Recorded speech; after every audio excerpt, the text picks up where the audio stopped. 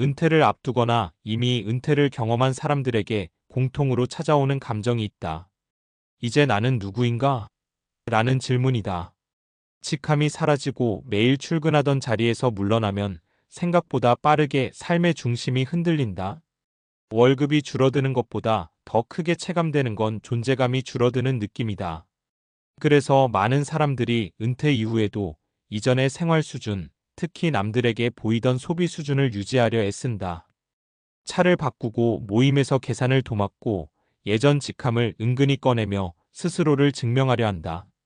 하지만 정작 은퇴 후 삶을 안정시키는 사람들은 의외로 다른 선택을 한다. 가장 먼저 줄이는 건 재산이 아니라 자존심 소비다. 여기서 말하는 자존심 소비는 단순히 사치나 낭비를 뜻하지 않는다. 내가 이런 사람인데 이 정도는 해야지라는 마음에서 나오는 소비다. 은퇴 후 삶을 안정적으로 보내는 사람들은 이 부분을 빨리 정리한다. 돈이 부족해서가 아니라 앞으로의 삶을 길게 보고 선택하는 것이다. 은퇴는 경제적 사건이기도 하지만 동시에 정체성의 재구성 과정이기 때문이다. 은퇴 후 삶에서 가장 먼저 바뀌어야 하는 것. 많은 사람들이 은퇴 준비라고 하면 연금, 자산, 투자만 떠올린다. 물론 중요하다. 하지만 실제로 은퇴 이후 삶의 만족도를 좌우하는 것은 지출 구조와 마음가짐이다. 특히 자존심 소비를 줄이는 시점이 빠를수록 은퇴 후 적응이 훨씬 수월하다. 직장에 있을 때는 지위가 소비를 정당화해 준다. 좋은 옷, 좋은 차, 잦은 접대, 선물. 대부분은 업무의 연장선이다. 하지만 은퇴 후에도 같은 기준으로 소비하면 그건 더 이상 업무가 아니라 자존심 유지 비용이 된다. 문제는 이 비용이 생각보다 크고 오래 간다는 점이다. 은퇴 후 20년 이상을 살아야 하는 시대에 자존심 소비는 서서히 자산을 잠식한다. 그리고 더 중요한 건 마음까지 피곤하게 만든다는 것이다. 은퇴 후 잘 사는 사람들의 공통점은 하나다. 내가 누구인지 소비로 증명하지 않는다. 대신 생활을 단순화하고 인간관계를 재정비하고 돈보다 시간을 중심에 둔다. 사례 1. 전직 임원 김씨 골프 모임을 줄인 이유. 65세의 대기업 임원에서 퇴직한 김씨는 처음 6개월 동안 이전과 거의 같은 생활을 유지했다. 매주 골프 모임, 고급 식당, 후배들과의 식사, 계산은 대부분 본인이 했다. 선배 체면이 있지라는 생각 때문이었다. 어느 날 통장을 보니 생각보다 빠르게 지출이 늘고 있었다. 돈이 없는 건 아니었지만 이 속도라면 70대 이후가 불안했다. 그때 김 씨가 가장 먼저 줄인 건 투자도 생활비도 아니었다. 모임에서 항상 계산하는 습관이었다. 처음엔 어색했다. 후배들이 선배님이 사셔야죠라고 농담을 던지면 웃으며 넘겼다. 대신 이렇게 말했다. 이제 나도 은퇴자야. 우리 각자 계산하자. 놀랍게도 관계는 끊기지 않았다. 오히려 편해졌다. 김 씨는 이후 골프 횟수를 절반으로 줄이고 대신 동네 친구들과 산책 모임을 만들었다. 그는 이렇게 말했다. 돈보다 자존심을 먼저 내려놓으니까 은퇴가 그제야 현실이 됐고 마음이 편해졌어요. 사례 2. 전업주부에서 은퇴 생활로 소비 기준을 바꾼 박 씨. 남편이 퇴직한 뒤 박 씨는 이전과 같은 생활을 유지하려 했다. 백화점 쇼핑, 명절 선물, 모임에서의 체면. 우리가 이런 거 아낄 형편은 아니잖아라는 생각이었다. 하지만 연금과 자산 흐름을 계산해 보니 지금 수준을 유지하면 80세 이후가 불안했다. 박 씨가 가장 먼저 바꾼 건 선물과 모임 소비였다. 명절 선물 가격을 낮추고 모임 횟수를 줄이고 대신 집에서 차를 마시는 시간을 늘렸다. 처음엔 주변 시선이 신경 쓰였다. 하지만 시간이 지나자 오히려 다른 친구들도 비슷한 고민을 하고 있다는 걸 알게 됐다. 박 씨는 이렇게 말했다. 예전에는 남들 기준으로 살았고 지금은 우리 기준으로 살아요. 체면 때문에 쓰던 돈을 줄이니까 마음이 훨씬 가벼워졌어요. 사례 3. 자영업 은퇴 후 차를 바꾼 게 아니라 기준을 바꾼 이 씨. 평생 자영업을 하던 이 씨는 은퇴 후에도 고급 세단을 유지했다. 주변에서 사장님 차답다는 말을 듣는 게 익숙했기 때문이다. 하지만 유지비가 생각보다 컸다. 보험료, 세금, 관리비. 어느 날 그는 문득 생각했다. 이 차를 타는 게 나를 증명해 주는 건가? 결국 그는 차를 중형차로 바꿨다. 처음엔 주변 반응이 신경 쓰였지만 몇 달 지나지 않아 아무도 관심 없다는 걸 알았다. 대신 그는 여행을 늘리고 취미 생활에 돈을 쓰기 시작했다. 이 씨는 이렇게 말했다. 차를 바꾼 게 아니라 기준을 바꾼 거죠. 남 보여주기 위해서 내가 편한 쪽으로. 자존심 소비를 줄인다는 건 초라해지는 게 아니다. 많은 사람들이 오해한다. 자존심 소비를 줄이면 삶의 질이 떨어질 것이라고. 하지만 실제로는 반대다. 삶의 질은 소비 금액이 아니라 소비의 이유에서 결정된다. 은퇴 후 삶은 길다. 60세에 은퇴하면 90세까지 30년이다. 이 긴 시간을 안정적으로 보내려면 자산보다 먼저 소비 구조를 바꿔야 한다.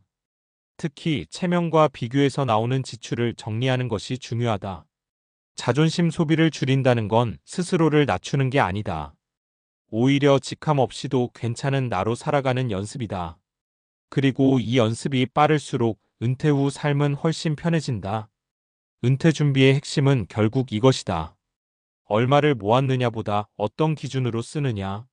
그리고 그 기준에서 남의 시선보다 내 삶을 중심에 두는 것이다. 많은 은퇴자들이 비슷한 말을 한다. 돈보다 마음 정리가 더 오래 걸렸다. 그래서 은퇴를 앞둔 사람에게 가장 현실적인 조언은 이것일지도 모른다. 연금 계산보다 먼저 자존심으로 쓰던 돈이 무엇인지 한번 적어보라. 그걸 줄이는 순간부터 은퇴는 불안이 아니라 새로운 생활이 된다. 앞서 이야기한 자존심 소비를 내려놓는 과정이 단순히 돈을 아끼는 기술이라면 은퇴는 생각보다 훨씬 쉬웠을 것이다. 하지만 실제로 많은 사람들이 이 부분에서 오래 머뭇거린다. 이유는 간단하다. 자존심 소비는 돈의 문제가 아니라 정체성의 문제이기 때문이다. 직함과 역할로 자신을 정의해 온 시간이 길수록 그걸 내려놓는 데에는 심리적 저항이 생긴다. 그래서 은퇴 준비는 재무 설계만으로는 완성되지 않는다. 뇌와 마음이 변화에 적응하는 과정까지 포함해야 한다. 여기서 중요한 건 은퇴 후 삶이 왜 그렇게까지 소비 기준 재정립을 요구하는지에 대한 과학적 근거다. 감정의 문제가 아니라 인간의 인지 구조와 행동 패턴 자체가 바뀌어야 하기 때문이다. 뇌는 지위를 잃는 것을 위협으로 인식한다. 심리학과 신경과학 연구를 보면 인간의 뇌는 사회적 지위를 생존과 연결해 인식한다. 직장에서의 직함, 역할, 영향력은 단순한 사회적 장식이 아니라 뇌가 안정감을 느끼는 중요한 요소다. 그런데 은퇴를 하면 이 구조가 한 번에 사라진다. 이때 뇌는 실제 위험이 없어도 위협 반응을 일으킨다. 존재감이 줄어든 것 같은 불안, 괜히 위축되는 느낌, 예전보다 과하게 체면을 지키려는 행동. 이런 것들이 자연스럽게 나타난다. 문제는 이때 많은 사람들이 무의식적으로 선택하는 대응 방식이 소비를 통한 지위 유지라는 점이다. 비싼 모임을 유지하고 선물을 과하게 하고 이전과 비슷한 생활 수준을 고집하는 이유가 여기에 있다. 뇌는 나는 여전히 괜찮다는 신호를 외부에서 찾으려 한다. 하지만 장기적으로 보면 이 방식은 지속 가능하지 않다. 은퇴 후에는 수입이 줄고 자산은 고정돼 있다. 이 상태에서 지위 유지형 소비를 계속하면 뇌는 오히려 더 큰 불안을 느낀다. 통장 잔고가 줄어드는 걸 보면서도 체면을 유지해야 하는 상황이 반복되면 스트레스 호르몬이 높아지고 심리적 피로가 쌓인다. 결국 안정적인 은퇴 생활을 위해서는 소비를 줄이는 것보다 먼저 지위에 대한 뇌의 기준을 재설정해야 한다. 나는 무엇으로 나를 증명할 것인가? 이 질문에 대한 답이 바뀌어야 한다. 인간은 생각보다 적응에 강하다. 행동경제학에서는 쾌락 적응이라는 개념이 있다. 사람은 좋은 환경에도 나쁜 환경에도 일정 시간이 지나면 익숙해진다는 것이다. 큰 집, 좋은 차, 높은 직함도 시간이 지나면 기본값이 된다. 그래서 더 높은 기준을 찾게 된다. 직장 생활 동안 소비 수준이 계속 올라가는 이유도 이 때문이다. 하지만 이 적응 능력은 은퇴 후에는 오히려 장점이 된다. 생활 수준을 조금 낮춰도 생각보다 빠르게 익숙해진다. 처음 몇 달이 어색할 뿐이다. 연구들을 보면 은퇴 후 만족도가 높은 사람들의 공통점은 소득 수준이 아니라 소비 기대치가 빠르게 현실화된 사람들이다. 즉 예전만큼은 못써라는 박탈감에 머무는 기간이 짧을수록 행복도가 높다. 반대로 예전 기준을 오래 유지하려 할수록 불안과 스트레스가 커진다. 이건 단순한 마음가짐 문제가 아니라 뇌의 에너지 효율과도 관련 있다. 인간의 뇌는 일관된 패턴을 좋아한다. 수입은 줄었는데 지출 기준이 그대로면 뇌는 계속 긴장 상태를 유지한다. 반대로 생활 기준을 현실에 맞추면 안정감을 느낀다. 그래서 은퇴 후 12년 사이에 소비 구조를 정리한 사람일수록 이후 삶의 만족도가 높다는 연구 결과들이 많다. 초기 적응이 핵심이라는 뜻이다. 비교가 줄어들수록 행복도는 올라간다. 사회심리학에서는 인간의 행복이 절대적 조건보다 상대적 비교에 더 영향을 받는다고 본다. 직장에 있을 때는 비교 대상이 많다. 동기, 후배, 경쟁사, 거래처. 자연스럽게 소비도 비교 기준에 맞춰진다. 하지만 은퇴 후에도 같은 비교 구조를 유지하면 문제가 생긴다. 누구는 여전히 현역이고, 누구는 더 큰 자산을 갖고 있고, 누구는 더 여유롭게 사는 것처럼 보인다. 이 비교 속에 머물면 은퇴 후 삶의 만족도는 떨어진다. 흥미로운 건 비교 기준을 바꾸는 것만으로도 행복도가 크게 달라진다는 점이다. 연구에 따르면 은퇴 후 삶의 만족도를 높이는 핵심 요인은 다음 세 가지다. 시간 사용의 자율성, 건강, 의미 있는 관계. 이 세 가지는 소비 수준과 직접적인 상관이 크지 않다. 오히려 과도한 지위 유지 소비가 줄어들수록 이 세 가지에 쓸 수 있는 시간과 에너지가 늘어난다. 예를 들어 체면 때문에 유지하던 모임을 줄이면 시간 여유가 생긴다. 그 시간을 운동이나 취미, 가족과의 관계에 쓰면 삶의 만족도는 올라간다. 뇌는 사회적 인정보다 안정적 관계와 예측 가능한 일상에서 더 큰 안정감을 느낀다. 은퇴 후 전략은 축소가 아니라 재배치다. 많은 사람들이 은퇴를 축소의 시기로 생각한다. 돈을 줄이고 생활을 줄이고 활동을 줄이는 시기라고.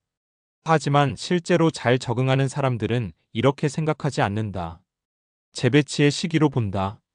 체면을 위해 쓰던 돈을 건강에 쓰고, 과실을 위해 쓰던 시간을 관계에 쓰고, 의무 때문에 하던 만남을 선택적 만남으로 바꾼다. 이 과정에서 자존심 소비가 자연스럽게 줄어든다. 억지 절약이 아니라 우선순위가 바뀌기 때문이다. 뇌과학적으로도 이 변화는 중요하다. 인간의 행복감은 도파민보다 세로토닌과 관련이 깊다. 도파민은 성취와 경쟁에서 나오고 세로토닌은 안정과 관계에서 나온다. 직장 생활은 도파민 중심 구조지만 은퇴 후 삶은 세로토닌 중심 구조로 바뀌어야 안정된다. 즉, 은퇴 후에도 계속 경쟁과 비교 구조 속에 있으면 불안이 커진다. 반대로 안정과 관계 중심으로 생활을 재구성하면 만족도가 올라간다. 자존심 소비를 줄이는 과정은 결국 도파민 중심 삶에서 세로토닌 중심 삶으로 이동하는 과정이라고 볼 수 있다. 결국 핵심은 속도다. 은퇴 후 삶의 안정은 자산 규모보다 적응 속도에 달려 있다. 소비 기준을 얼마나 빨리 현실화하느냐, 지위 중심 정체성에서 생활 중심 정체성으로 얼마나 빨리 이동하느냐. 이 속도가 빠를수록 불안은 줄고 만족도는 높아진다. 많은 사람들이 은퇴 후 몇 년 동안 아직은 괜찮다는 생각으로 예전 기준을 유지한다. 하지만 그 기간이 길어질수록 이후 조정이 더 어려워진다. 반대로 초기의 기준을 정리하면 이후 2030년이 훨씬 안정적이다.